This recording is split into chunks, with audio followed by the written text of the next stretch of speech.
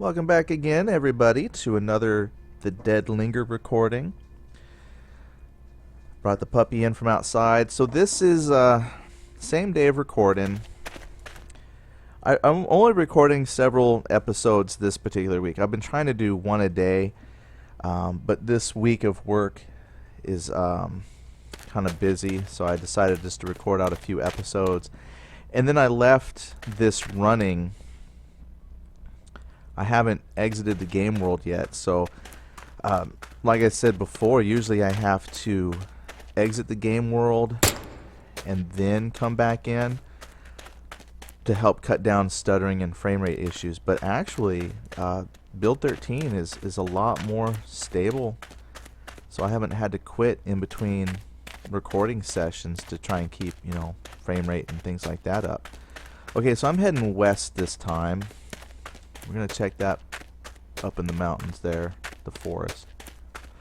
Okay, so I could see why at some point people would want to be kind of nomadic. Because currently up in my farmhouse there, not that I have a lot of food, but I have a lot of ammunition and weapons. So I'm set. If I ever needed, just to hole up for a bit and not worry about heading out into the world. The only reason I'd have to leave is to re-scour the houses to try and find food. And the thing is, look there. That's like the office building. I've only scratched the surface on those houses. I know there's a lot more to go into, but see, that's the only reason I would have to leave is to find food, because I'm really set for guns and ammunition. And then at some point, I might want to have to go out and replenish that even, or just move on to another town. See, I didn't even have to shoot him. I wanted to shoot him. So east will take me back home. Yeah, so let's just travel west for a bit. This might be too steep. It looks innocent enough. It's not, doesn't look too steep, but there's definitely, I've noticed, limitations to my hill climbing ability. Oh, we're doing it. Alright, I think we'll be okay. Yeah, and I'm sprinting too. Awesome possum. Hunger Clump. That's the name of this spot. Hunger Clump. Yeah, these trees. Oh man, I'm excited for build. I was so excited for build 13. They kept mentioning all these cool features, and yes, the game has improved significantly as far as gameplay, like the ability to play it consistently. Little things like bigger rocks. Build 13 definitely has a much better feel to it, so I am not unhappy with that. But already with some of the teaser shots of like new trees and things like that, I'm ready for build 14 now. Gee whiz. And we've only had build 13 as of this posting for like a week maybe after the hot fix.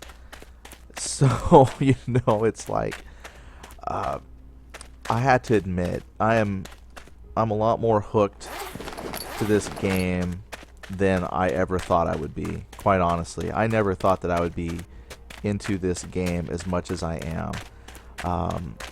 I pick up a lot of games, and my wife gets so mad because I'll pick up a game, play it for about a week or so, and not like huge marathons every single day, but just every day pop on for an hour or so for about a week, and then I move on to something else. But something just keeps drawing me back to the Dead Linger. Even with all of the issues, duplicating bugs, barricade broke, this, that, and the other thing that I always whine about, I keep coming back because it's just such, I don't know, it's just, it's the kind of game I've been looking for, and I want to see it, improve. I'm anxious to see each build and each improvement. Come on, world refresh, don't fail me now. Yeah, world refresh has improved quite a bit. It'll be nice to see some of the new trees, new terrain. So I'm really looking forward to that. They said like new grass is coming.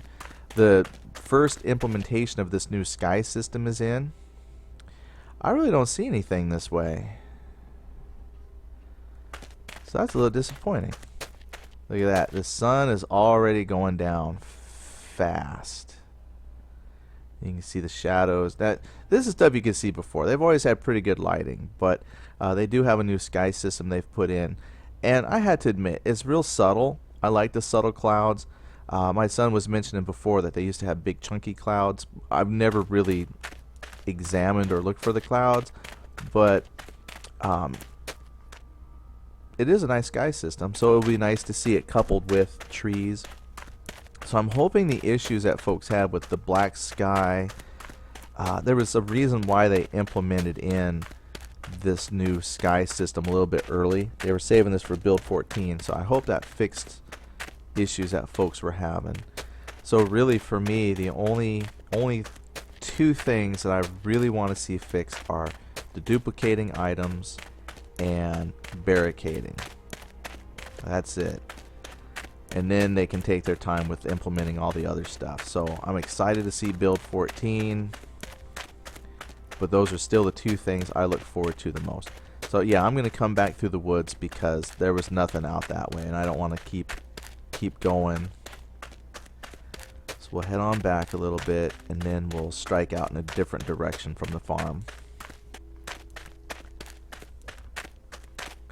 I haven't even been as anxious to find a cabin in the woods. That's usually like my number one thing, is I love to find the cabins in the wood, but with the broken barricading, you know, I just cannot build a reliable ladder system to get up into the attic, because my dream has always been to just live up inside the attic of the cabin.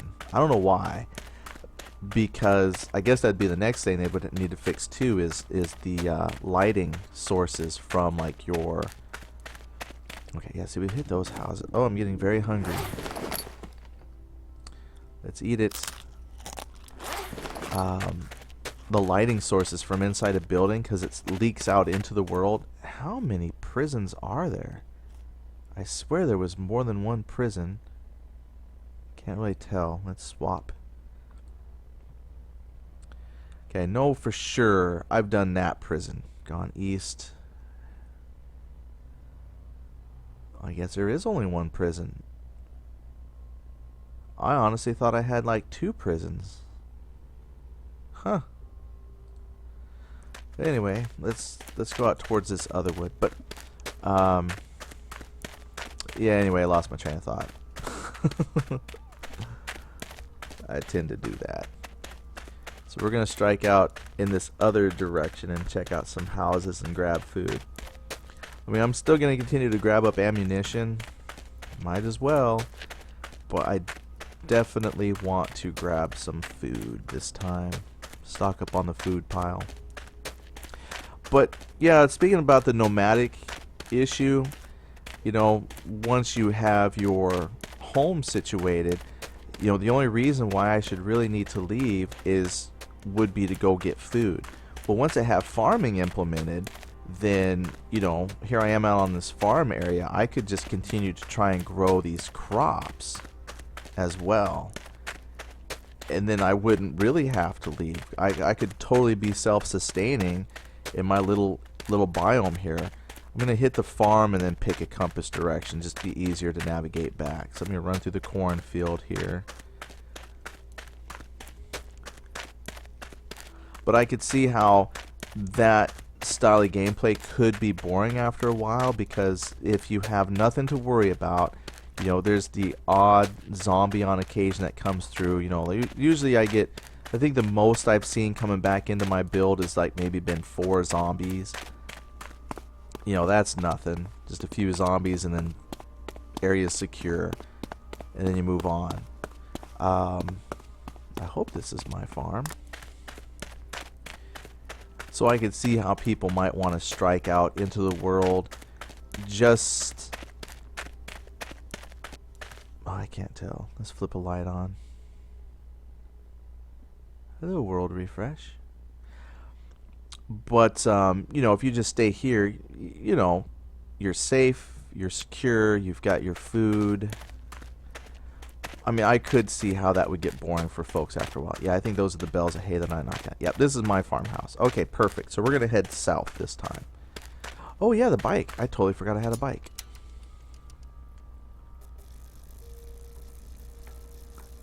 And this time we're heading south-ish.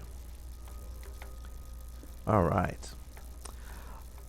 Now, in a single-player game, I could see how this just staying in one location is a good, valid gameplay strategy if you're trying to see like how many days you can survive, and if they have like the day tracker like Zomboid.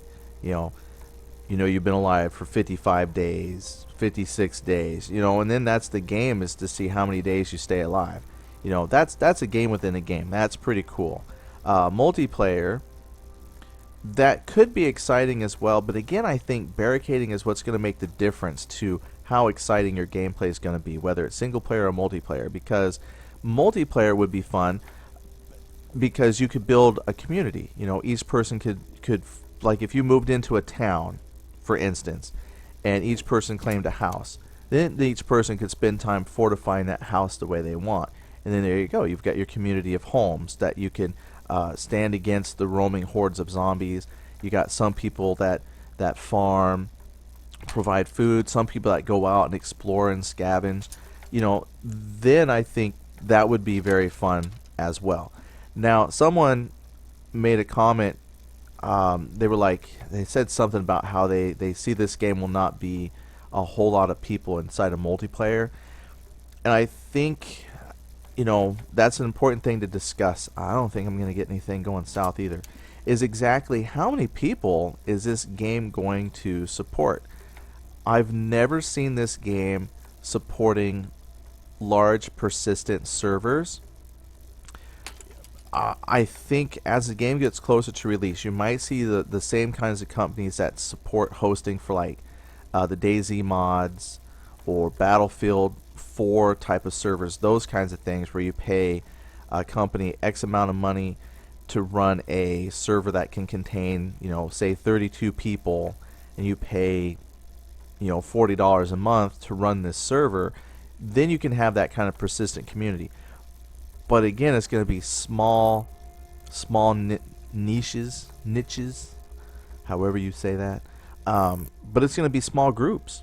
You're not going to have like 1,000 people servers. I don't think this game is going to be that kind of game. I don't think you're going to have 1,000 people in your particular server.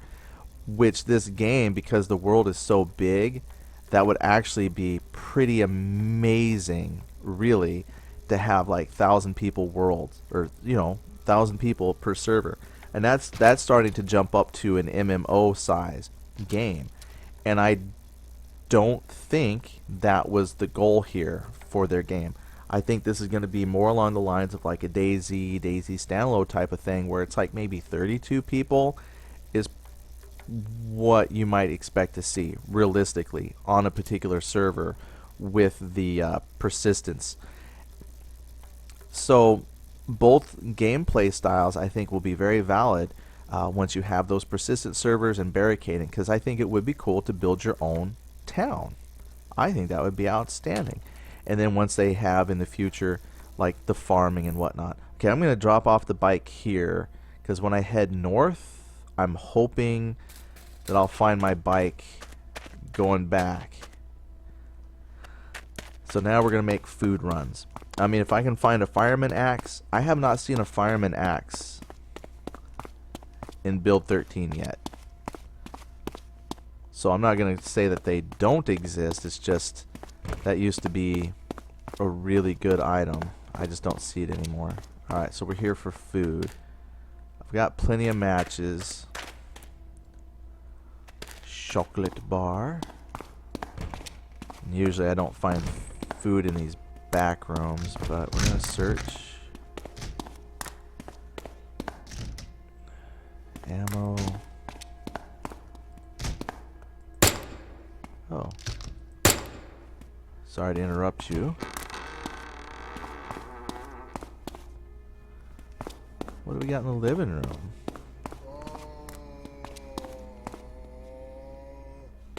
Sorry, did I interrupt you? Where you at? I hear ya. Oh, snap.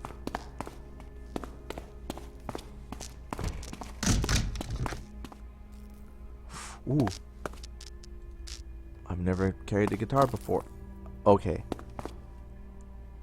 Oh, this sucks. No, this is bad.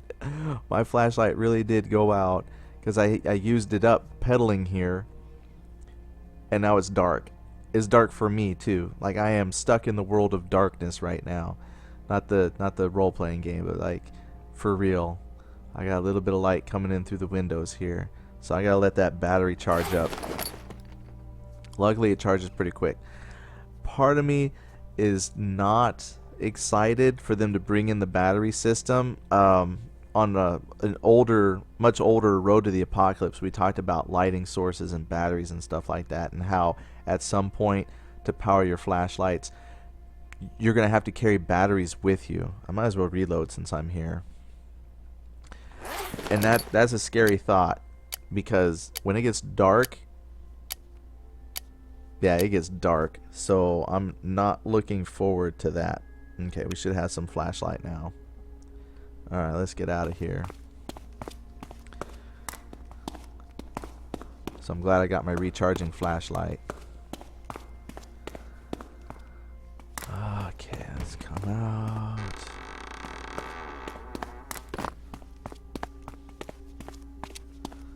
That's like the first house I went into.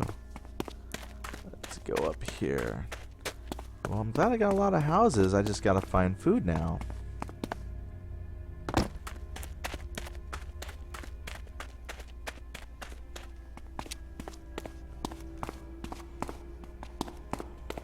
Let's see. What? Oh! I was not expecting that. Crap. Look at that, the infection level's going. Oh man, if I die. Oh, that's gonna suck. Got anything? Hatchet. Ah, here we go. See, I need food anyway. Before I can even think about taking food home, because of it's gonna take a certain amount of food just to sustain me on this food hunting trip. So at some point I'm gonna have to eat that box of Zeds. If I don't find any other food, that's gonna suck. I'm gonna go ahead and start picking up that revolver and some ammo.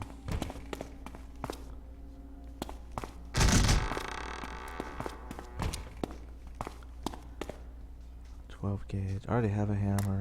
Already got knives. Oh, wait. Is that a combat knife or a skinning knife? Yeah, it's a combat knife. We're good. And there's usually never, ever anything good in the bathrooms.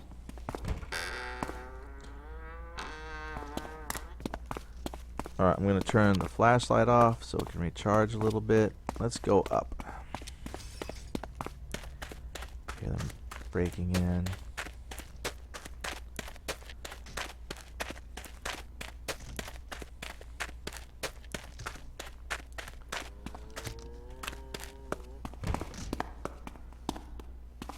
Ah, good. You got some food. I don't know what shape you're in. That's a good, healthy apple. Great.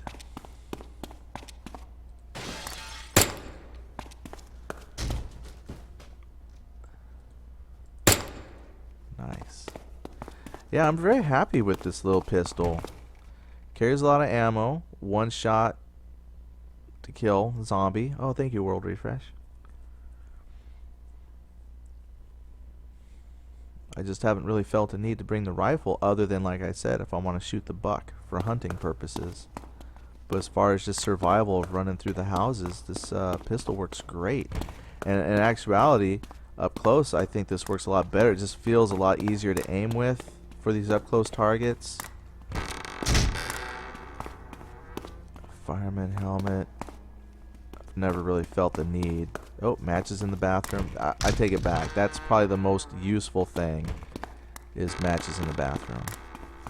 Alright, we're good here. Alright, flashlight out. Let's run around here. Yeah, I'm disappointed I'm not finding nearly enough food that I was hoping to get here going through the houses. You know, story-wise in your mind, you could think, well, you know, I'm not the only survivor. Look at that. That's got like the opportunities to build your own base in the middle of a town like that. Look at all the supplies you have. Can't wait till barricading is fixed. Oh, it's so exciting. Hello, dark house. I'll go check the kitchen in a moment here, but I like to see what I can find. Ammo. Like I said, I know I'm pretty good on ammo, but it does not hurt to grab it up.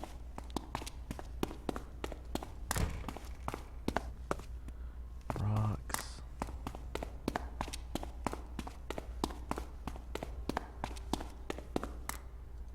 Oh, hello. Chair. Chocolate bar. Arrows. How we doing on space? Oh, contaminated. Drop. Crude electric guitar. Well, it's a blunt instrument, so that's for killing zombies, not for playing music. Oh, that's disappointing. Oh, garage. What's in here? That's the spade. I've never carried the spade before. I'm gonna take it. Some of that stuff, I mean, just to have it for role-playing purposes, you know, pretend you're digging holes and working with your community. I can see, you know, you might say, what do you mean by role-playing, Eddie? Well, I do know some folks that when they play a game and they get together, especially if they do like multiplayer, they like to pretend that they are part of a community. Like, you know, this character that they have, they'll develop some kind of, oh, it's a rotten apple. They'll develop like a backstory for the character, and then as they interact with one another, they do it from the role of their character. You know, so they give their character a history, a background, and then that's how they play their person when they play the game. They develop personality traits and things like that. And so sometimes when you want to do things that the game doesn't allow you, you pretend that you can do it. So for example, you might get some survivalist folks that play this game, and one of their concerns would be the bathroom. Believe it or not, that's a huge thing for sanitation. When I was in the Army, we spent a lot of time learning about going to the bathroom out in the woods, because how do you dispose of it and things like that, because that brings disease. And when you're talking about a zombie apocalypse like this, and you have a community of folks that, well, need to go to the bathroom, how do you dispose of that? I know I probably picked a gross example of the spade, but the spade, you dig a hole, you can go poop in it, and bury it up. I already got some duct tape. There we go, food. So what would that mean for role-playing? Well, as a role player, you got your shovel, you could do that. I know it just seems weird, but you know, I'm just saying, the little things that you want to carry really enhance your gaming experience, depending on what you're looking for out of your gaming experience. Most people probably are not going to play to that level of realism, but they very well could. Okay, generally, yeah, that's the bathroom, and then this middle room has nothing ever. That poor little room is always empty. A couple of fridges.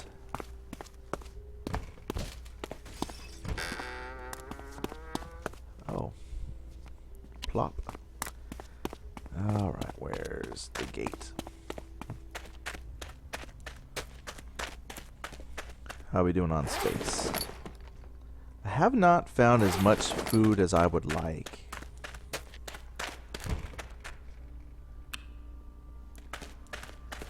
Rotten banana. Corn. Oh, moldy corn. It looked moldy when I grabbed it. Alright, let's see. Do we got any items of interest?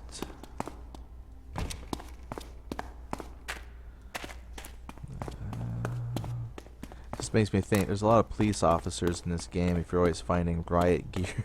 You know, at least these communities are safe. The police officers live here in their homes. Lots of hammers. Shoes. Aha. Oh. I think we finally hit a point where auto sort.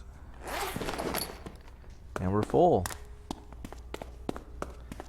Nope, I did not nearly find enough food this trip out. Flashlight out. Okay, so we're going to head back to the north part of town. Ooh, what's in here? Oh, it's probably just a 2x4. I'm going to see if I can find my... Oh, there's the road messed up. I came in probably the southeast corner here. My bike should be over here somewhere. And then we'll travel back to the farm and drop stuff off. Lots of wood here. If barricading wasn't broke, I swear, man, I'd find a place and either take one of these pre-constructed homes that they have and just add to it. Oh, that was stupid of me. There's no daydreaming in the zombie apocalypse. Yeah, I should have my bike around here somewhere. What do we got?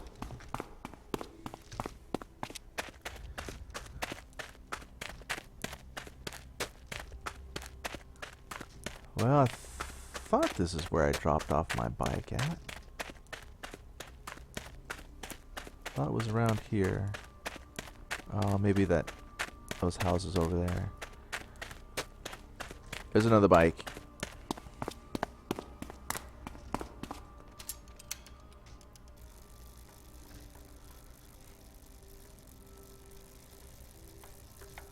So long, suckers. Let me just see. Yeah, I think I did drop my bike off over here. I'm going to take a quick peek. I'm on a bike. I travel fast, right? What do I got to worry about?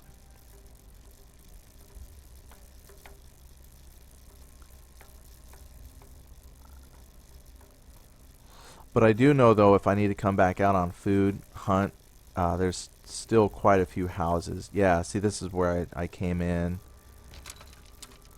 Oh, look, and they've already duplicated. Excellent. Okay. So I traveled south, and now I get to travel north-ish to go home. Great. Once I get back here to the farm, we'll drop our gear off and call that a day. So, covered quite a bit of material today. Yep, a little bit longer than the 20-minute goal. I know, 30 minutes. I don't know quite what the optimal is. I hate, like, 20 minutes seems pretty good, but I do know sometimes if I'm really enjoying a series of somebody play and just watching them. Oh, there we go. Now we're pedaling fast. You know, 20 minutes sometimes just doesn't seem like enough to get you through the day. You know, you're like, really, that was it? I need more. But at some point, you know, how much is too much? Now I see the silos here, and I know my house was. I traveled south this time. Oh man, I hope I don't get too lost. I don't remember being this close, but I don't see a farm here, so I don't think this is my area. Go, go, go. Let's get back home. So, you know, this will be past the 30-minute mark. You know, it is what it is. If you watch it, great. I know the other day I put out, it was like 50 minutes, just me and my son playing and goofing around, and you know, some folks actually watched the 50 minutes. I'm like, kudos, that's good if you watch the whole 50 minutes. Sometimes I do something like that. I have to watch some of it now and some of it later. So, you know, maybe that's what you'll do with this 30 minutes. You know, watch a little bit, come back, watch some more. I don't know too many folks who just sit and watch really long video chunks of a Let's Play. I don't even know if this is a Let's Play. So many things to call this. You know, it's not really a video log.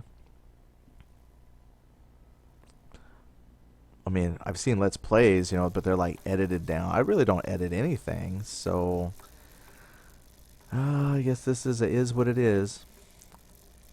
And I think, shoot, I tried to remember. See, that's why I try from my farm, pick one direction and go. Because I'm hoping then I can just pick the opposite direction to come back. But, eek, I hope I haven't made myself lost. Let me check. Oh yeah, I sure did go out of stamina on my bike. So I had fast pedaling for a little bit. Let's see the candy bar. Ugh. That's terrible. Alright. There, now I have some sprinting. So, on the bicycle, sprinting actually matters. Yeah, this might be my farm. Okay. I thought I was permanently lost, but I might be okay. Uh-oh. Whew. I still have those moments of fear whenever the game freezes up like that. Like, is it a world refresh or did I crash? But look at this. I mean, I've played just... You're seeing this spread out over a few days, but for me, this has been a good, almost a good solid hour, coming up to an hour and a half that the game has run constantly for me. And it's still running really well. Still good frame rate. The occasional where I have to stop and maybe draw something in or refresh a little bit, but yeah, performance is wonderful. And I'll probably keep mentioning how good the performance has been because, yeah, it's so much better than in the past. And the bicycle is mostly fixed. I don't have the terrible leaning issues like I've had in the past. So yeah, they're working on it. I gotta look at this pile every time I come in because the pile is always different. My vests are shifting, the gear that I'm dropping.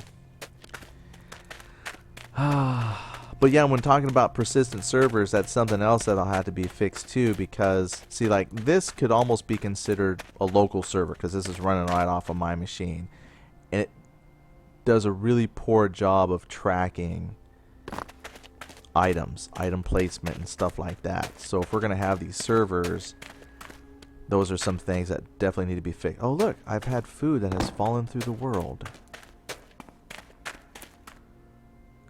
No, come back to me, food.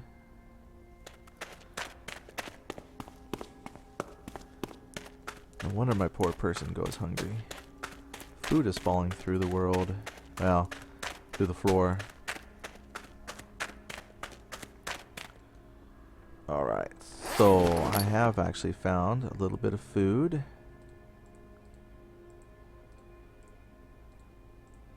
And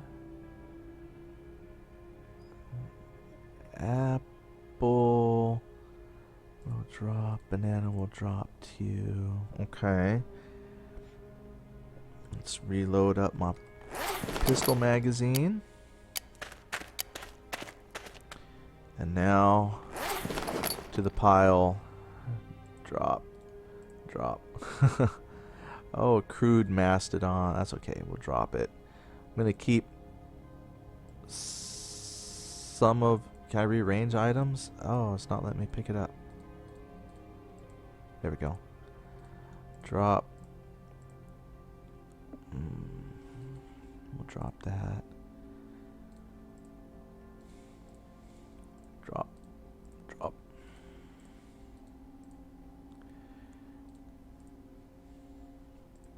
Matches.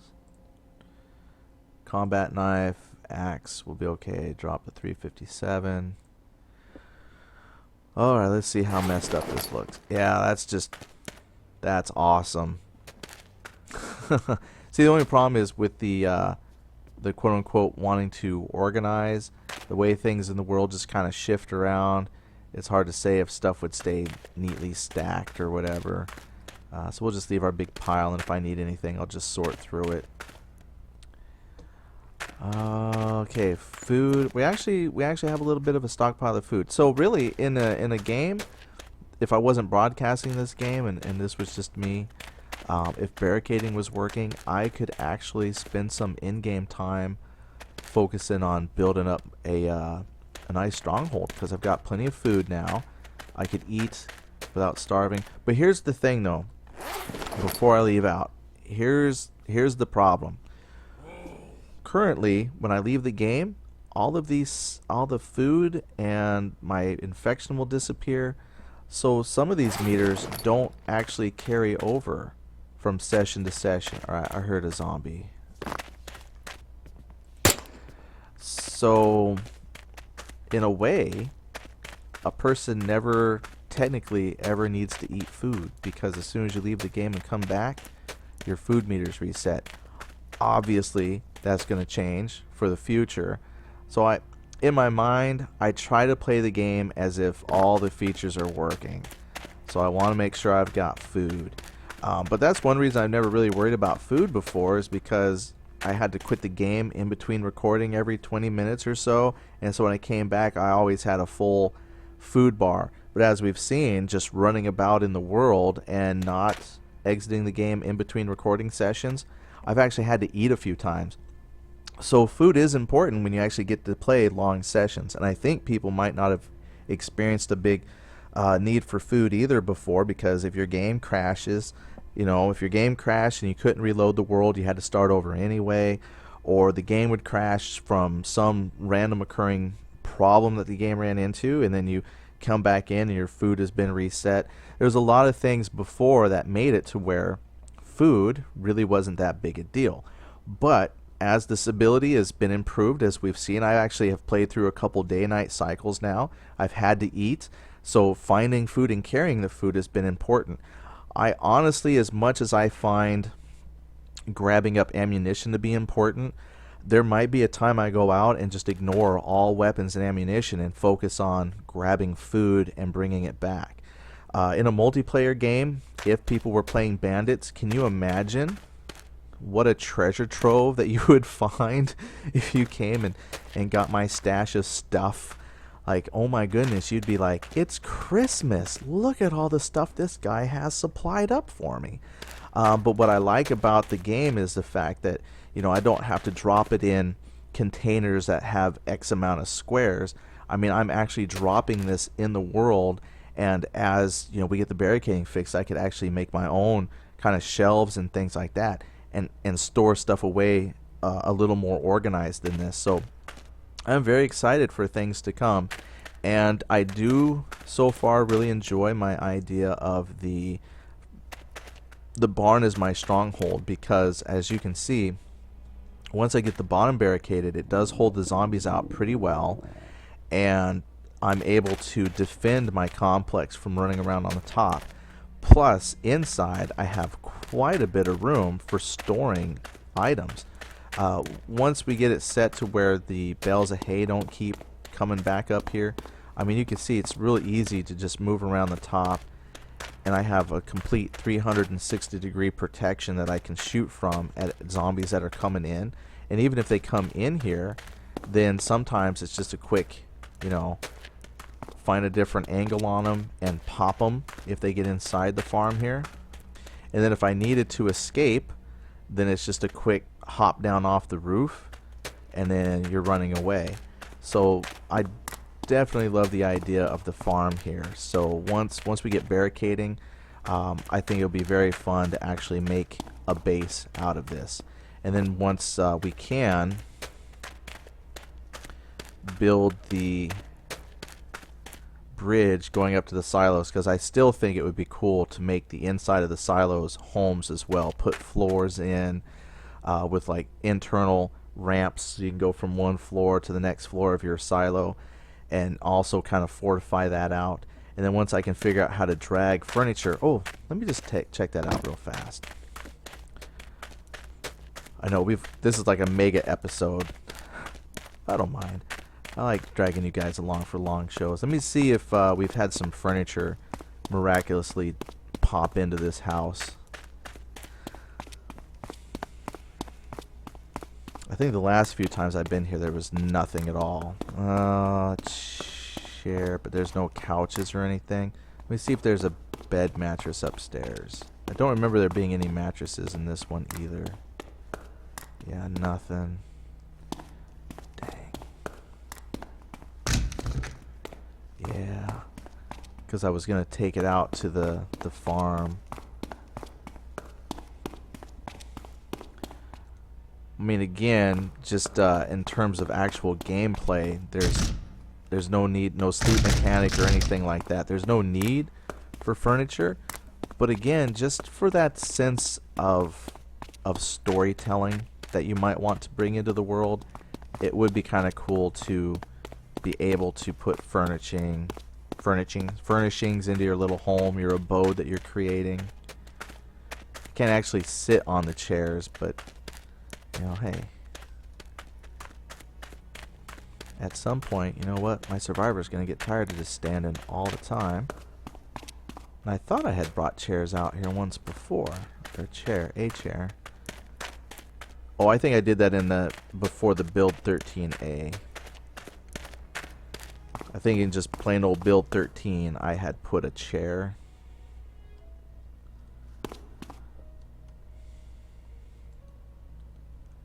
And then you pretend to sit down. And then let's go pop that zombie. And then we're good.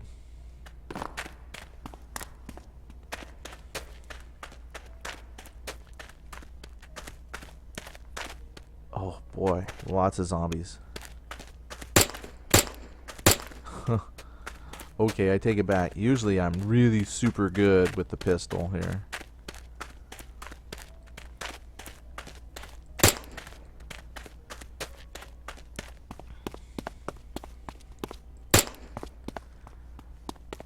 Yeah, there's more coming. I think we're good for now. It'll take them a while to get here, and we're going to exit out. One thing I do want them to do for sound is the different caliber. I think I've mentioned this before, but just because I'm thinking of it now, is if the different caliber weapons have a different radius of sound. Like a 22 is kind of quiet, a quiet pop. So like possibly compare that to like one of the sniper rifles. If you shot that, the sound would travel further than the 22. So it would be nice to say, you know, silencers as well. If you could get silencers for your weapons, that way you could shoot your pistols and things like that and have like virtually no sound generated. But that way, then again, you could really think about what weapon do you want to carry. Something super noisy. Now I had to admit though, depending on where you are in the world firing weapons, the sound does travel regardless of the caliber sometimes. But I don't know. I think that still might be kind of a neat thing where smaller caliber weapons don't draw as much aggro as, say, if you were firing a much louder 308 or one of them big hunting rifles with a loud kick to it. And then someday if you can start getting attachments, even like the silencer would be cool, then you'd be like, oh, I've got a silenced weapon. That's what I want to use. So can't wait to see more stuff come into the world and the mechanics improve as we go along. But anyway, that's a super, super long episode again. Thank you all for watching. And for those who make it the full 44 some odd minutes that we got, kudos, thanks a lot. But we'll see you again another day. Bye.